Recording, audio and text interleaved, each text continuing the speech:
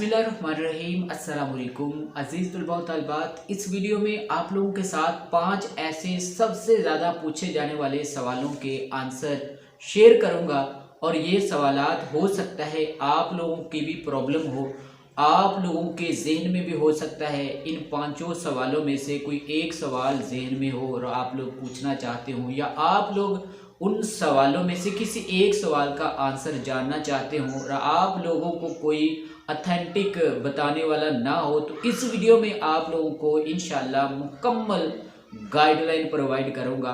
ये video students के साथ साथ टीचर हजरात के लिए भी बहुत ही इम्पोर्टेंट है और इस वीडियो को जितने व्यूज़ हों उतने ही लाइक होने चाहिए।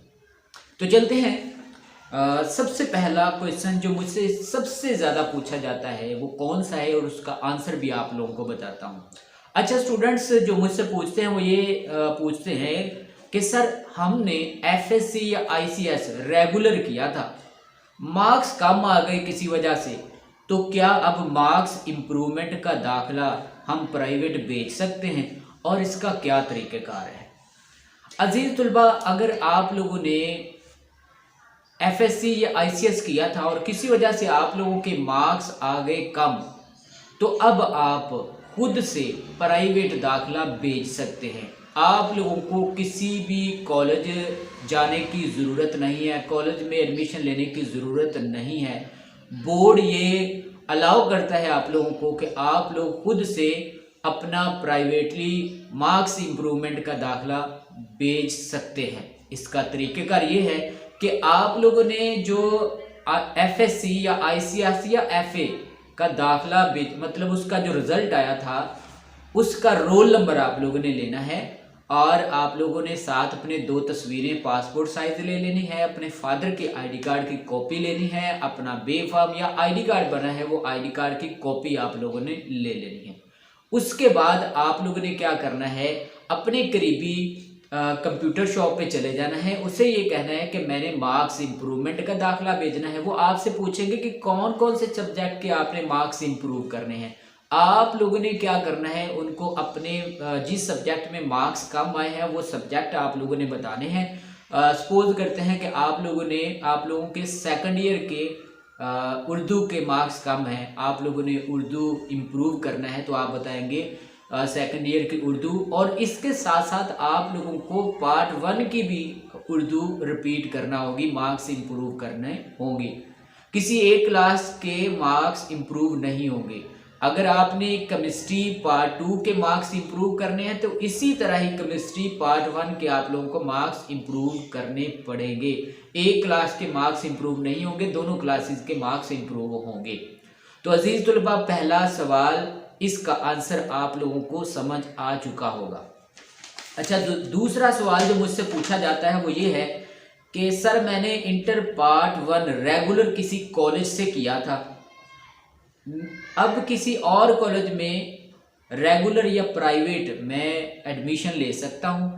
तो अजीज़ तलबा, आप लोगों को बताते चलें कि अगर आप लोग किसी भी कॉलेज से रेगुलर पढ़ रहे हैं और आप लोग इंटर पार्ट 2 में हैं और पार्ट 1 आप लोगों ने पास कर लिया है या आप लोग प्रमोट हो चुके हैं, अब आप उसी कॉलेज से ही पार्ट 2 करेंगे। अगर आप लोग किसी और कॉलेज में जाना चाहते हैं या प्राइवेट पढ़ना चाहते हैं तो आप लोगों को माइग्रेशन लेटर लेना होगा, उसी कॉलेज से ही माइग्रेशन लेटर आप लोगों को लेना होगा जिस कॉलेज में आप लोग पढ़ रहे हैं। उसके बाद जब वो माइग्रेशन लेटर दे देंगे फिर आप लोग चाहे प्राइवेट कर लें चाहे आप लोग किसी और कॉलेज में चले जाएं, ये आप लोगों का प्रोसीजर माइग्रेशन लेटर के बाद ही होगा। लिहाजा आप लोगों को यही कहूँगा कि जिस कॉलेज में आप लोगों ने पार्ट 1 किया है उसी कॉलेज से ही आप लोग पार्ट 2 करें, ठीक है।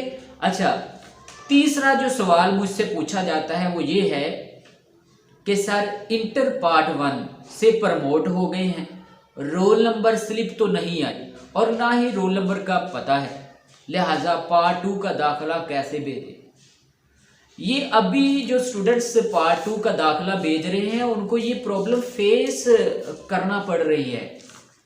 अजीज तलबा, मेरी बात आप लोगों ने गौर से सुनी है। अब आप लोगों ने ये जो प्रॉब्लम आप लोग फेस कर रहे हैं, इससे कैसे आप लोगों ने छुटकारा हासिल करना है। ये प्रॉब्लम उन स्टूडेंट्स को फेस करनी पड़ रही है जो प्राइवेट स्टूडेंट्स हैं। जो रेगुलर हैं उनके लिए कोई इशू नहीं है। अजीज तलबा, आप लोगों ने पार्ट 1 का दाखिला भेजा होगा और बैंक से आप लोगों को एक रसीद मिली होगी। वो रसीद अगर आप लोगों ने संभाल के रखी है, उस रसीद के ऊपर चालान नंबर वगैरह लिखा होगा। उस रसीद को आप लोगों ने कंप्यूटर वाले के पास ले जाना है। उस रसीद के ऊपर जो नंबर लिखा हुआ है, उस नंबर से आप लोगों का पार्ट 1 का रोल नंबर निकल आएगा। अगर आप लोगों के पास वो स्लिप नहीं है, आप लोगों की वो बैंक की जो रसीद है वो गुम हो गई है, तो फिर इसका फिलहाल तो कोई हल नहीं है, कोई सोल्यूशन नहीं है। क्योंकि वो जो कंप्यूटर पे फाइल ओपन होती है, उस पे ऐसा कोई ऑप्शन नहीं है कि जिसकी स्लिप अगर गुम हो गई है तो नेक्स्ट क्या ऑप्शन है। अगर आप लोगों की स्लिप गुम हो गई है, वो रसीद बैंक वाली अगर आप लोगों की गुम हो गई है, फिर आप लोगों ने क्या करना है। उसके लिए आप लोगों को अपने मुतलका बोर्ड जाना होगा और आप लोगों को फर्स्ट ईयर का रोल नंबर लेना होगा। जब आप लोग फर्स्ट ईयर का रोल नंबर ले आएंगे, उसके बाद आप लोग सेकंड ईयर का दाखिला भेज पाएंगे। और ये उन स्टूडेंट्स की प्रॉब्लम है जो अभी अभी रिसेंटली, मतलब जो पार्ट 1 में थे और वो पार्ट 1 से पार्ट 2 में प्रमोट हो गए हैं। ये प्रॉब्लम उन स्टूडेंट्स के लिए है। इसके बाद सर, आज से 2 या 3 साल पहले इंटर के इम्तिहान दिए लेकिन सप्ली लग गई। अब दोबारा से सप्ली के इम्तिहान देना चाहता हूँ या चाहती हूँ, क्या दे सकता हूँ। अजीज तलबा, आप लोगों को बताते चलें कि अगर आप लोगों ने आज से 2 साल पहले इंटर पार्ट 2 के एग्ज़ाम दिए थे और आप लोगों की आगे किसी एक सब्जेक्ट में या 2 में, या आप लोग टोटल फेल हो गए या सप्ली आप लोगों की लग गई, तो फिर आप लोग नए सिरे से रजिस्ट्रेशन करवाएंगे। क्योंकि ये तीसरा साल शुरू हो जाएगा। कोई भी स्टूडेंट्स जब एग्ज़ाम देता है और अगर उसने 2 साल का गैप कर दिया, तो फिर उसको नए सिरे से अपनी रजिस्ट्रेशन करवानी होगी। नए सिरे से वो दाखिला भेजेगा, नए सिरे से रजिस्ट्रेशन करवाएगा। अगर किसी भी स्टूडेंट ने 2017 में, 2018 में, 2015, 16, 14, 13 में उसने इंटर पार्ट 2 के एग्ज़ाम दिए थे या पार्ट 1 के एग्ज़ाम दिए थे, उसकी एक सब्जेक्ट में सप्ली लग गई, तो उसने दोबारा अगर दाखिला भेजना है पार्ट 1 या पार्ट 2 का, तो उसको नए सिरे से रजिस्ट्रेशन करवानी होगी।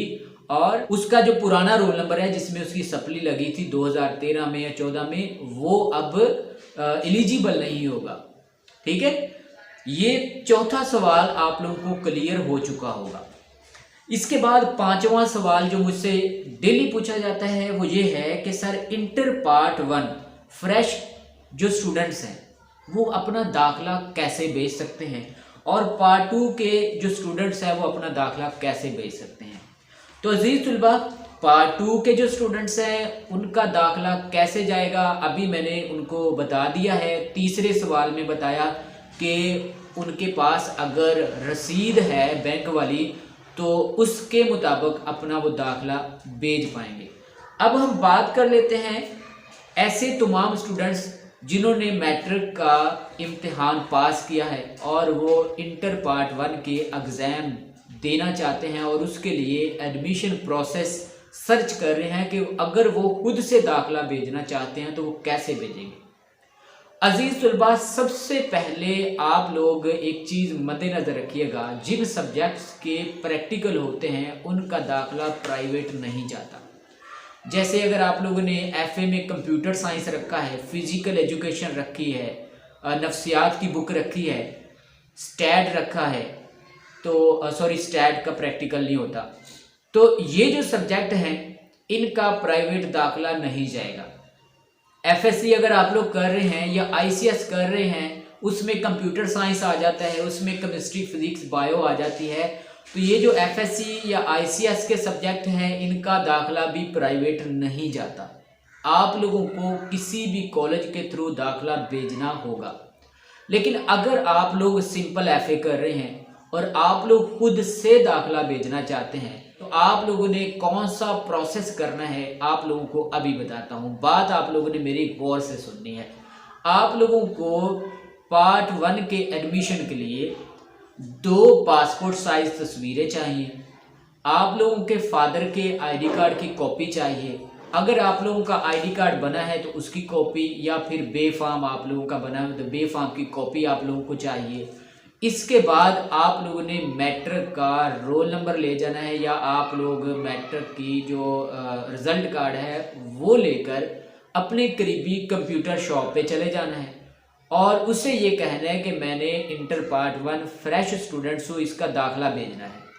वो आपसे पूछेगा कि आपने कौन कौन से सब्जेक्ट रखे हैं, तो आपने क्या करना है, उस भाई को, कंप्यूटर वाले को अपने सब्जेक्ट्स बता देने हैं, या आप लोग सब्जेक्ट एक लिख कर पेज पर ले जाएं। उस भाई को आपने सब्जेक्ट ये दे देने हैं कि ये मैंने सब्जेक्ट रखने हैं एफए में, और वो आपसे क्या करेगा, वो लेके सब्जेक्ट वो ऐसे ही ऑनलाइन टाइप कर देगा। ठीक है, वो एक फाइल उसके सामने ओपन हुई होगी और आपसे आपका घर का एड्रेस पूछेगा और आपने अपने घर का कंप्लीट एड्रेस उसको बता देना है ताकि रोल नंबर स्लिप आपके बताए हुए एड्रेस पर पहुंच जाए। ठीक है, अगर आप लोगों का जो घर इतनी दूर है कि वहां पे डाक नहीं पहुंचती तो कोई ऐसा एड्रेस बता दे जहां पे आप लोगों की रोल नंबर स्लिप बआसानी पहुंच जाए। ठीक है, एड्रेस बताने के बाद वो एक फॉर्म निकाल के देगा आपको। ठीक है, उसके ऊपर आप लोगों ने अपनी एक तस्वीर लगा देनी है और इसके बाद जहाँ पे सेंटर वाला लिखा होगा एक ऑप्शन होगा, मतलब जहाँ पे आप अपने पेपर देना चाहते हैं वो सेंटर आप लोगों ने लिख देना है। उसके बाद अपने साइन करने हैं वहाँ पे, जहाँ जहाँ पे ऑप्शन होगी वो आप लोगों ने ऑप्शन फिल कर देनी है। अगर आप लोग खुद फिल कर सकते हैं खुद आप लोग फॉर्म फिल कर लें, या फिर उसी कंप्यूटर वाले भाई को आप कह दीजिएगा कि ये फॉर्म हमारा आप फिल कर दें। अपने फॉर्म को कंप्लीट फिल करवाने के बाद अपनी पासपोर्ट साइज एक तस्वीर ऊपर लगा दीजिएगा और फादर के आईडी कार्ड की कॉपी भी साथ पिनअप लाजमी कीजिएगा। ये प्रोसेस करने के बाद आप लोगों ने अपने करीबी हाई स्कूल में या फिर किसी डिग्री कॉलेज में चले जाना है और वहां से उस फॉर्म को अटेस्टेड करवा लेना है। फॉर्म अटेस्टेड करवाने के बाद ये प्रोसेस कंप्लीट हो गया आप लोगों का। फॉर्म को अटेस्टेड करवाने के बाद आप लोगों ने अपने सिटी के HBL बैंक में चले जाना है। उस बैंक में जितनी इस फॉर्म के ऊपर फीस लिखी होगी उस फीस को आप लोगों ने फॉर्म के साथ पे कर देना है बैंक में। ठीक है, बैंक वाले आप लोगों को नीचे से इतना एक रसीद सी कट करके देंगे, वो फॉर्म की होगी आप लोगों की रसीद। उस रसीद को आप लोगों ने संभाल के रखना है। वो रसीद को संभाल के इसलिए रखते हैं कि अगर आप लोगों को रोल नंबर स्लिप ना मिले तो आप लोग अपनी रोल नंबर स्लिप उस रसीद के ज़रिए निकलवा सकते हैं। तो अजीज़ तलबा, ये 5 ऐसे सवालात थे जो मैंने समझा कि बहुत ही इम्पोर्टेंट है कि आप लोग इनको जानें और अपनी इंफॉर्मेशन को इनक्रीज़ करें। तो अजीज़ तलबा, उम्मीद करते हैं आज की वीडियो आप लोगों को बहुत पसंद आई होगी। अपना ख्याल रखिएगा। अल्लाह हाफ़िज़।